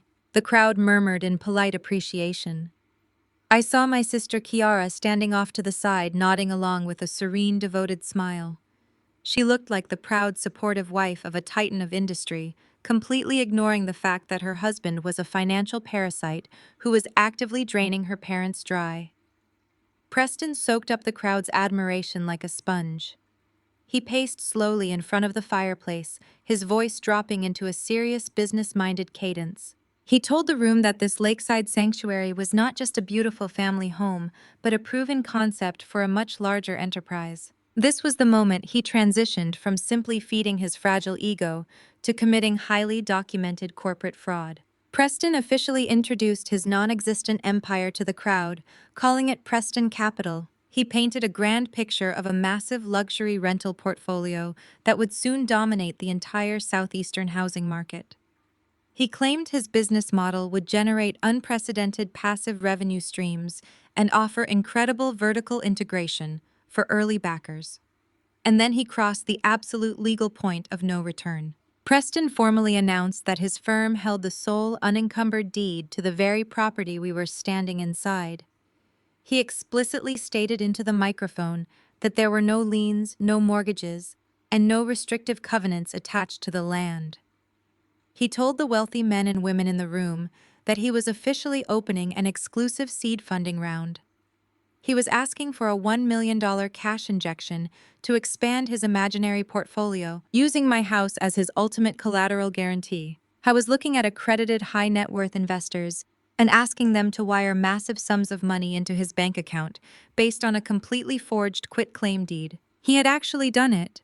He had walked right into the federal trap and locked the heavy iron door behind himself. Every single word he spoke into that microphone was a verifiable admission of felony fraud. He was attempting to leverage a property he did not legally own to extract capital from regulated investors. I reached my hand down and tightly gripped the handle of my structured leather briefcase. Inside rested the true, watermarked warranty deed proving that my commercial firm owned this land 100%. I did not wait for him to finish his closing remarks. I stepped out from the shadow of the tall palm tree. The emerald green of my designer suit caught the ambient lighting of the room, making me impossible to ignore. I took my first step onto the polished hardwood floor, and the sharp, distinct click of my stiletto heel echoed like a gunshot in the quiet room. I took another step, and then another. My pace was deliberate, measured, and completely unhurried. I was not rushing the stage like an angry relative. I was approaching the floor like a corporate executioner. The crowd of wealthy investors heard the approaching footsteps and began to turn around. As they saw the absolute cold determination radiating from my face, the crowd naturally parted. They stepped aside, creating a clear, unobstructed path directly from the back of the room straight to the stone fireplace. I caught the eye of the silver-haired investor I had spoken to earlier. He recognized the look on my face immediately. He took a slow step backward, crossing his arms over his chest, waiting for the explosion he knew was coming. I saw Kiara's eyes widen in sheer, unadulterated terror from the sidelines. She opened her mouth to say something, perhaps to try and scream for security or stop me from moving forward, but her voice completely failed her. She was paralyzed by the sudden, terrifying realization that she could no longer control the narrative. The illusion she had spent years building was about to shatter in front of everyone she desperately wanted to impress. Preston stopped talking mid-sentence. His hand holding the silver microphone slowly lowered to his side. The arrogant smirk that had been plastered across his face just seconds ago began to slide off rapidly, replaced by a twitch of genuine confusion and rising panic. He looked at me marching down the center of the room, my leather briefcase swinging gently at my side, and he knew instantly that his perfectly curated evening was about to violently derail. He tried to quickly raise the microphone back to his mouth to make a joke to dismiss me before I could speak, but his throat bobbed nervously and no sound came out. I stopped exactly 10 feet away from him, planting myself firmly in the center of the parted crowd. I stood tall, squaring my shoulders, letting the full weight of my presence command the space. I did not need a microphone to hold the attention of every single person in that room. I let a slow, chilling smile spread across my face as I looked the parasite right in his panicked eyes. "That is a fascinating pitch, Preston," I said, my voice carrying clearly and effortlessly across the dead silent room. "But you cannot leverage an asset you do not own." The absolute silence that followed my statement was so profound that I could actually hear the gentle lapping of the lake water against the wooden dock outside. Every single eye in the grand living room was fixed entirely on me. The wealthy venture capitalists, the elite property managers, and the local socialites all stood completely frozen, their crystal champagne glasses suspended in midair. I had just walked into the most important financial presentation of Preston's life and casually dropped a live grenade directly at his feet. The luxurious atmosphere he had spent thousands of borrowed dollars to curate evaporated in an instant, replaced by a thick, suffocating tension that sucked all the air out of the room. For 3 agonizing seconds, Preston just stared at me. His mouth opened and closed silently, resembling a fish pulled fresh from the water. Then the sheer survival instinct of a lifelong con artist kicked in. He let out a loud, forced laugh that echoed awkwardly against the vaulted cedar ceilings. He shook his head, looking out at the crowd of elite investors, with a wide, desperate smile plastered across his face, trying to desperately regain control of the narrative. "Please excuse the interruption, everyone," Preston said, his voice pitching slightly higher and faster than normal. "This is my sister-in-law, Aisha. As I mentioned to a few of you earlier, she has a history of being a bit emotionally unstable. She is currently estranged from our family, and I'm afraid she harbors a massive amount of bitter resentment about not being included as a partner in the development of Preston Capital. It is a sad, highly personal family situation, really. Just give us one moment to have the valet security escort her off the premises so we can resume the pitch." I did not raise my voice to shout over him. I did not act like an angry, unhinged woman crashing a party. I let him paint me as the jealous, bitter relative because I knew the documents inside my leather briefcase were about to make him look like the most incompetent, reckless criminal in the state of Georgia. I did not stop moving. I continued walking forward, my emerald green designer suit catching the warm, ambient light of the room, closing the final gap between us, until I stood directly beside the massive, custom-built oak coffee table in the center of the seating area. I hoisted my structured leather briefcase onto the polished wooden surface. The heavy metallic snap of the brass locks releasing cut through the heavy tension in the room like the sharp strike of a blade. I pushed the leather flap back and reached inside.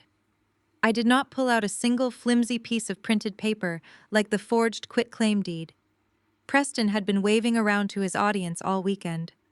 I pulled out 5 thick, professionally bound, watermarked legal folders that carried the undeniable weight of absolute reality. I turned my back to Preston, entirely, completely dismissing his authority, and faced the semicircle of elite investors. I made direct eye contact with the silver-haired venture capitalist who had questioned Preston earlier in the evening. I stepped forward and handed the first heavy folder directly into his waiting hands. I handed the second folder to a sharp-looking woman in a tailored navy suit who I recognized as a managing partner at a highly prominent Atlanta private equity firm. I distributed the remaining folders to the other key investors standing in the front row, watching their expressions shift from polite confusion to intense, immediate scrutiny. "Please feel free to thoroughly review the master documents," I told them, my voice radiating the absolute, unshakable confidence of a woman who held every single winning card in the deck.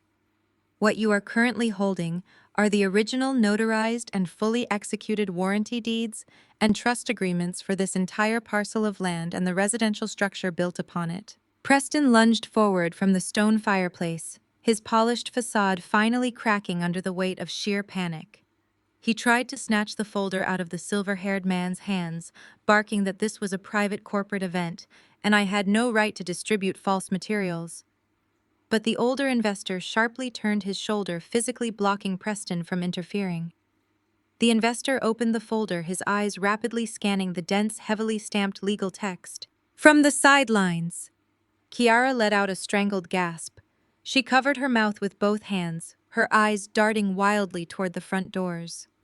She was watching the elite social standing she had spent her entire adult life worshipping actively collapse in front of her. The wealthy individuals she had desperately wanted to impress were now looking at her husband like he was a dangerous liability. "Fact number 1," I announced, ensuring my voice carried to the very back of the room so every single guest, waiter, and family member could hear the undeniable truth. My parents could never sign a quitclaim deed transferring this property to you, Preston. They could not do it today, they could not do it yesterday, and they could not do it 2 years ago.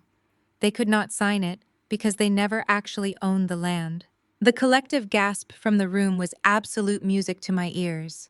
I kept my eyes locked on the investors, watching their faces shift into grim masks of horror as they read the verifiable truth printed on state-sealed paper. This entire estate, from the gravel driveway to the shoreline of the lake, is owned 100% by my commercial real estate firm, Aisha Holdings.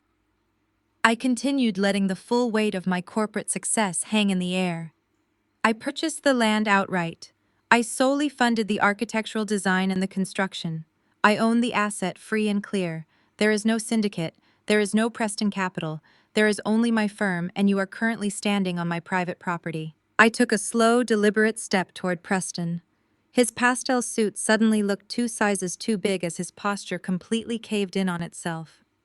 Because I love my parents, and because I wanted to protect them from financial predators, precisely like you, I granted them a strict legal life estate. For those in the room unfamiliar with the strict nuances of property law, a life estate means my parents possess the legal right to live in this house until the day they die. But it also explicitly means they hold absolutely zero right of alienation. They cannot sell this house, they cannot transfer this house into a trust, and they certainly cannot sign a management agreement to rent this house out for commercial profit. Therefore, any document bearing my father's signature that claims to transfer ownership is fundamentally impossible and legally void. The silver-haired investor looked up from the folder. His face was a mask of cold, furious professional disgust. He looked at Preston like he was looking at a disease. The investor closed the folder with a sharp snap and tapped it aggressively against his palm, nodding to his partners. They had seen all they needed to see. The documentation was airtight. The state seals were authentic. The dates preceded Preston's entire fabricated timeline by 2 years. These wealthy venture capitalists realized in an instant that if they had wired a single dollar into Preston's bank account based on his pitch, they would have been deeply entangled in a massive federal investigation. I turned my full attention back to the parasite standing by the fireplace. The blood had entirely abandoned Preston's face, leaving his skin a sickly, ashen gray. His hands hung limply at his sides, the silver microphone completely forgotten, practically slipping from his sweaty fingers. He looked like a man standing on the gallows watching the lever get pulled. All of his unearned arrogance, all of his condescending remarks about me being an outsider, all of his smug entitlement had completely evaporated. He was finally face to face with the reality that he could not charm or manipulate his way out of the devastating corner I had backed him into. "Your deed is a blatant forgery," I told him, my voice dropping to a low, lethal register that sliced through the remaining silence in the room. "It is legally void, and presenting it to these accredited investors to secure venture capital is felony wire fraud." The word fraud hung in the air like a physical weight. For a split second, nobody moved. Then Kiara shattered the silence. She let out a piercing shriek, her voice echoing wildly against the vaulted ceilings. She lunged, her champagne-colored cocktail dress swishing as she pointed a shaking finger at my face. She screamed that I was a bitter, jealous liar making up stories to destroy her perfect marriage. She turned to the crowd of elite venture capitalists, begging them not to listen to me, claiming my documents were fake and that I had spent my entire life trying to tear her down. But the investors were not looking at her. They were not listening to her frantic emotional meltdown. They were seasoned financial predators, and they were busy reading the verified state-stamped documents I had just handed them. The silver-haired investor traced his finger over the raised watermark of Aisha Holdings. He flipped to the second page, his eyes locking onto the strict life estate clause that legally blocked any transfer of ownership. I did not need a team of corporate lawyers to tell him what he was holding. He knew instantly that Preston had tried to use them as unwitting accomplices in a massive federal crime. The investor slammed the folder shut. He did not say a single word to Preston or Kiara. He simply turned to the woman in the navy suit, gave a sharp nod, and headed straight for the front door. It was like watching a dam break. The illusion of Preston Capital vanished in a matter of seconds. The elite property managers, the wealthy angel investors, and the local socialites dropped their crystal champagne glasses onto the nearest tables. They did not care about the expensive catering or the live jazz music. They cared about protecting their own wealth from a federal indictment. They rushed for the exit, practically tripping over each other to get off the property. Preston snapped out of his paralyzed state and chased after them. He ran toward the grand entryway, his pastel suit flapping as he desperately grabbed the arm of a departing investor. He begged them to stay, stammering that there was a simple misunderstanding with the title company, promising he could clear everything up with one phone call to his lawyer. The investor violently yanked his arm out of Preston's grip, shooting him a look of absolute disgust before walking out into the humid Georgia night. Within 2 minutes, the grand living room was completely empty of guests. The valet staff outside were frantically pulling luxury vehicles around as the investors fled the scene. Preston stood alone near the open double doors, watching his $1 million funding round drive away in a cloud of gravel dust. The air in the room was heavy with the smell of spilled champagne and impending doom. He slowly turned around to face the interior of the house. The arrogant, fast-talking tech visionary was completely gone. In his place stood a desperate cornered rat, realizing he was about to be locked in a cage. He was looking at decades in federal prison for wire fraud, and he desperately needed a scapegoat to take the fall. His wild, panicked eyes bypassed me completely and locked directly onto the weakest target in the room. He marched straight toward the kitchen where my parents were standing. Brenda tried to step forward to comfort him, reaching her hands out and calling his name, but Preston violently brushed right past her.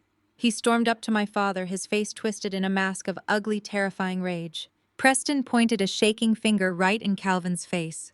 He screamed that my father had set him up. He accused the old man of deliberately tricking him into signing a bad deed to ruin his business empire. He yelled so loudly that the veins in his neck bulged, claiming Calvin had lied to him about owning the property free and clear, trying to rewrite reality in real time to save his own skin. He demanded that Calvin fix it, demanding my father call the investors back and take the blame for the fraudulent paperwork. For my entire life, I had watched my father shrink in the face of conflict. I had watched him fold under Brenda's demands and enable Kiara's entitlement. I fully expected him to bow his head and take the abuse just to keep the peace. But as Preston stood there screaming insults at him in the house, his other daughter had built something finally snapped inside Calvin. For the very first time, my father found his spine. He stood up straight, his hands no longer shaking in his pockets. Calvin looked Preston dead in the eye and raised his voice. He told Preston he was a liar and a thief. Calvin stated loudly and clearly that he never read any quitclaim deed because Preston had deliberately buried it in a massive stack of tax documents. My father told him he had trusted him to manage the property taxes, not to steal the entire estate and leverage it for cash. Calvin stepped forward, closing the distance between them, and told Preston he was a disgrace to the family. Preston lost his temper completely. Cornered rats do not negotiate, they bite. Preston let out a furious yell and aggressively shoved Calvin in the chest with both hands. The force of the unexpected physical attack sent my elderly father stumbling backward. Calvin lost his footing on the polished hardwood floor and crashed hard against the edge of the imported marble kitchen island. Brenda let out a piercing scream, finally realizing the monster she had welcomed into her home. Kiara froze by the fireplace, her hands covering her mouth in shock as her husband physically assaulted her father. Preston took another step forward, his fists clenched at his sides, ready to keep attacking the old man who had just exposed his cowardice. He did not get the chance to take a second step. I moved faster than I ever have in my life. I dropped my leather briefcase on the floor and stepped directly between the fraudulent tech bro and my father. I planted my feet firmly, my emerald green suit acting as a solid, unbreakable wall between them. I looked up at Preston, my eyes burning with a cold, absolute fury that made him instantly freeze in his tracks. "Do not touch him," I warned, my voice dropping an octave, echoing with a dangerous, lethal promise. "Because we aren't finished talking about the documents you forged, Preston." I did not move a single inch. I stood my ground, my emerald green suit acting as a solid, unbreakable barrier between my elderly father and the desperate coward who had just assaulted him. Preston looked down at me, his chest heaving, his fists still clenched at his sides. For a fleeting second, I saw a raw, violent impulse flash across his eyes. He wanted to push me out of the way. He wanted to physically overpower me, the same way he had always overpowered my family with his loud voice and his suffocating entitlement. But he did not dare raise a hand to me. He saw the cold, lethal promise radiating from my expression, and he instinctively took a step back, his survival instincts finally overriding his bruised ego. I kept my eyes locked on him as I slowly reached down and picked up the thick stack of secondary documents from my leather briefcase. These papers were not bound in pristine corporate folders like the warranty deed I had handed to the investors. These papers were harsh, ugly financial realities printed on stark white paper, heavily marked with bright red default stamps and aggressive legal warnings. Fact number 2, I announced, my voice slicing through the heavy, stagnant air of the living room. I turned slightly, shifting my focus away from the pathetic man cowering near the fireplace, and looked directly at my mother. Brenda was still clutching the edge of the kitchen island, her chest rising and falling rapidly. Her eyes were wide with a creeping, undeniable terror. The impenetrable wall of delusion she had built around her golden child and her perfect son-in-law was finally starting to crack under the immense pressure of absolute truth. You took out a fraudulent $300,000 commercial loan against my parents' primary home in Atlanta. I told Preston, making sure every single syllable landed with devastating clarity. You went to a predatory shadow lender. You used their fully paid-off house as your personal ATM to cover the massive debts of your bankrupt consulting firm. And you forged Calvin's signature as the primary guarantor on the wire transfer. Brenda let out a sharp, strangled gasp. It was not a gasp of dramatic, performative outrage. It was the visceral, horrifying sound of a woman watching her entire existence shatter into a million jagged pieces. She turned her head slowly, her eyes locking onto Preston. She looked at the pastel suit she had praised. She looked at the man she had fiercely defended just 20 minutes ago in the kitchen when she accused me of making up bitter, jealous lies. Preston did not look back at her. He could not look my mother in the eye. His entire body language screamed of absolute, undeniable guilt. He was hunched over slightly, his eyes darting frantically toward the front doors. He was actively backing away from the family he had just destroyed, trying to quietly edge his way out of the room before the full weight of his crimes could crush him. "Is it true?" Brenda whispered.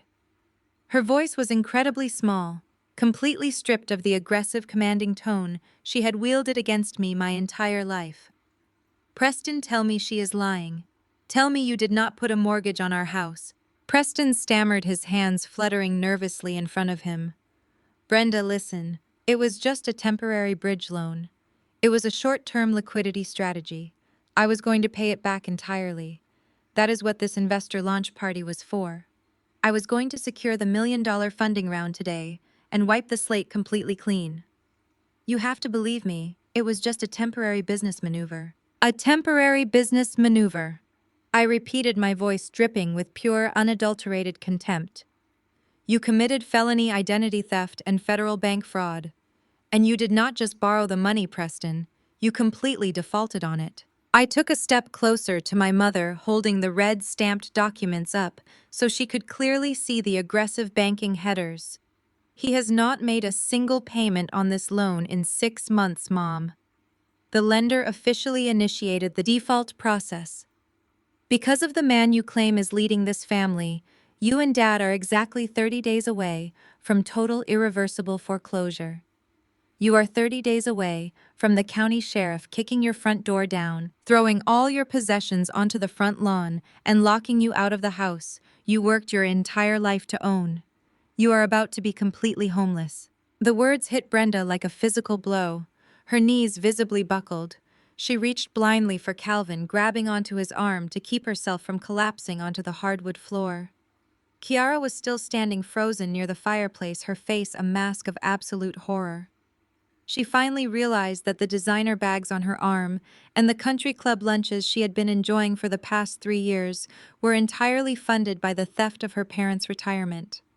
Her perfect, affluent lifestyle was built on the financial corpse of her own mother and father.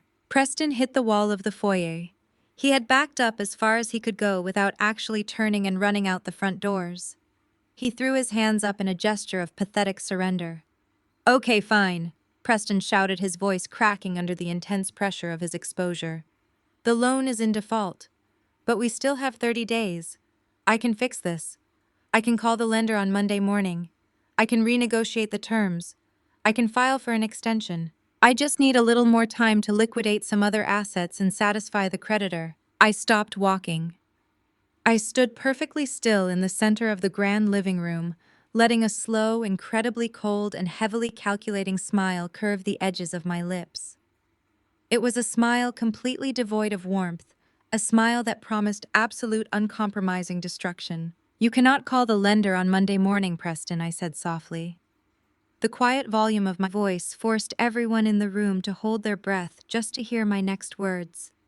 You cannot renegotiate the terms, and you certainly cannot file for a temporary extension. Preston swallowed hard, his eyes wide and terrified. Why not? Because the predatory holding company you borrowed from no longer owns the paper, I told him, reveling in the sheer, unadulterated power coursing through my veins. They were ready to accelerate the foreclosure and liquidate the house by the end of the month. But I intervened. I leveraged the capital from my commercial real estate firm. I wired them the cash, and I bought the debt in its entirety. I took one final deliberate step toward the man who had tried to steal my life's work. Do you understand what I am telling you? I asked him, watching his soul completely leave his body. I am your creditor. I own the master promissory note. I own the crushing debt you fraudulently created. I am the bank. Preston opened his mouth, a pathetic, high-pitched sound escaping his throat. He tried to raise his hands again in a gesture of pleading, but I cut him off with a voice that echoed with total, inescapable finality. And I am calling the loan due, right now. The words hung in the grand living room like a physical execution. Calling the loan due meant absolute financial ruin, and the reality of that statement crashed into my sister with the force of a freight train. Kiara let out a broken, breathless sob. Her knees physically buckled beneath her. She collapsed right onto the polished hardwood floor, her expensive champagne-colored cocktail dress pooling around her like a deflated parachute. The flawless, untouchable golden child facade she had worn her entire life completely dissolved in an instant. She looked up at me from the floor, her mascara running down her cheeks in dark, messy streaks. She begged me not to do this. Kiara pleaded with me, her voice shrill and desperate, asking me not to ruin her life. She cried about her children, claiming that foreclosing on the Atlanta house and exposing Preston would destroy her family. She told me I was her sister and that I had to protect her. I looked down at her, kneeling on my floor, and felt absolutely nothing. No pity, no guilt, no obligation. I told Kiara she had a lot of nerve talking about ruining lives. I reminded her that just a few days ago she was perfectly happy to ruin mine. I reminded her of the highly produced viral house tour she posted on social media, where she looked dead into a camera and claimed my late nights and my financial risk as her own personal legacy. You smiled while your husband kicked me off my own porch, I told her, keeping my voice steady and cold. You threw me away for passive income and Instagram likes. You do not get to beg for my loyalty now that your con artist husband has bankrupted you. Preston was still backed against the wall of the foyer, completely paralyzed by fear, but my mother could not stay silent. Brenda finally realized the true extent of the devastation her golden child had brought into her life. The illusion of Preston's financial genius was dead, and the reality that she was 30 days away from being thrown onto the street was staring her right in the face. Brenda lunged forward. She reached her hands out toward me, tears streaming down her aging face, completely abandoning the aggressive scolding tone she had used against me my entire life. Suddenly, her entire script flipped. She called me her precious, brilliant daughter. She begged me to listen to reason, crying that family makes mistakes, but family also forgives. She told me she was manipulated by Preston just as much as Calvin was desperately trying to rewrite her own complicity. Brenda pleaded with me to forgive the commercial debt, to tear up the promissory note, and to save the family home in Atlanta. She promised things would be different, that she finally saw my worth, and that she would never take my success for granted again. As her hands reached out to grab my arms, I took a sharp, deliberate step backward, I actively refused her physical touch. The gesture made her freeze, her empty hands hovering in the space between us. I looked at my mother and delivered the final undeniable truth. I told her I built this lakeside house out of pure love. I spent 2 years and hundreds of thousands of dollars to give her and Calvin a peaceful, secure retirement because I wanted to honor them. And in return, she handed my gift over to a parasite simply because of her pride. She had allowed Preston to steal from her because she was so desperate to uphold the image of Kiara having a wealthy, successful white husband. She had sacrificed my love to protect a lie. I am foreclosing on the Atlanta house, I told Brenda, my voice carrying no anger, only absolute finality. I am not your safety net anymore. You and Calvin can figure out your own retirement. Brenda let out a wail of pure anguish, turning to bury her face in Calvin's chest. But my father just stood there, staring blankly at the floor, completely broken by his own inaction. Kiara continued to sob on the floor, while Preston remained pinned against the wall, trembling like a leaf. I adjusted the strap of my leather briefcase on my shoulder, feeling lighter than I had in 35 years. The heavy, suffocating chain of seeking my family's approval had been permanently severed. Then the dark interior of the grand living room was suddenly illuminated. Bright alternating flashes of red and blue light pierced through the massive lake view windows, casting urgent sweeping shadows across the vaulted cedar ceilings. The heavy crunch of thick tires on gravel echoed loudly from the driveway. Preston let out a pathetic whimper, pressing his back harder against the wall as the reality of those flashing lights set in. The heavy custom front door swung open, letting the cool night air rush into the stagnant room. Elias walked over the threshold looking incredibly sharp in his dark tailored suit. Walking right behind my attorney was the county sheriff, fully uniformed, with his hand resting casually on his utility belt. The law had finally arrived. The heavy oak front door swung wide open, and the chaotic flashing of red and blue emergency lights flooded the grand living room. Elias stepped over the threshold first. He looked immaculate in his dark charcoal suit, radiating an aura of absolute legal authority. Right beside him was the county sheriff, a tall and imposing man with his hand resting casually on his utility belt. Two more armed deputies stepped into the foyer behind them, instantly securing the exits and scanning the room. Preston let out a high-pitched, breathless gasp and pressed his back so hard against the wall I thought he might physically break right through the drywall. The sheriff did not ask for permission to enter the premises. He walked into the center of the room, his eyes locking directly onto the man cowering by the stone fireplace. Elias walked straight toward the officers and handed them a thick, meticulously organized manila folder. My attorney did not mince his words or lower his voice. He clearly and firmly stated that the folder contained verified, indisputable evidence of felony wire fraud, federal bank fraud, and the deliberate forgery of a property deed. He explained that the suspect standing by the fireplace had actively attempted to use those forged documents tonight to defraud accredited investors out of $1 million. The sheriff took the folder, flipped it open, and spent exactly 10 seconds reviewing the state-certified watermarks and the glaring discrepancies in the signatures. He closed the folder with a sharp snap and looked up at Preston. Preston tried to run, but his legs completely failed him. He stumbled forward, throwing his hands up in the air, frantically stammering that this was just a massive corporate misunderstanding. He begged the officers to let him call his lawyer, crying that he was a legitimate business owner and that I was just a crazy relative trying to ruin his life out of pure spite. The sheriff was completely unfazed by the pathetic performance. He marched across the hardwood floor, grabbed Preston by the lapels of his expensive pastel suit jacket, and spun him roughly around. The sharp metallic click of steel handcuffs snapping tightly around Preston's wrists echoed loudly over the sound of my sister's sudden hysterical screaming. The sheriff loudly read Preston his Miranda rights right in the middle of the luxury living room he had so arrogantly tried to steal from me. Kiara completely lost her mind. She lunged forward, her expensive champagne-colored dress tearing at the seam as she tried to physically pull the armed deputies away from her husband. An officer quickly intercepted her, firmly pushing her back and warning her that she would be arrested for obstruction of justice if she took one more step toward them. Realizing she could not use her tears to save the parasite she had married, Kiara turned all of her venomous, unfiltered rage directly onto me. She pointed her shaking finger at my face and screamed at the top of her lungs. She called me a monster. She called me a vindictive, evil woman who was tearing a loving father away from his children. She blamed me for entirely destroying her family, screaming that I had set this whole thing up just to watch her suffer because I was jealous of her perfect life.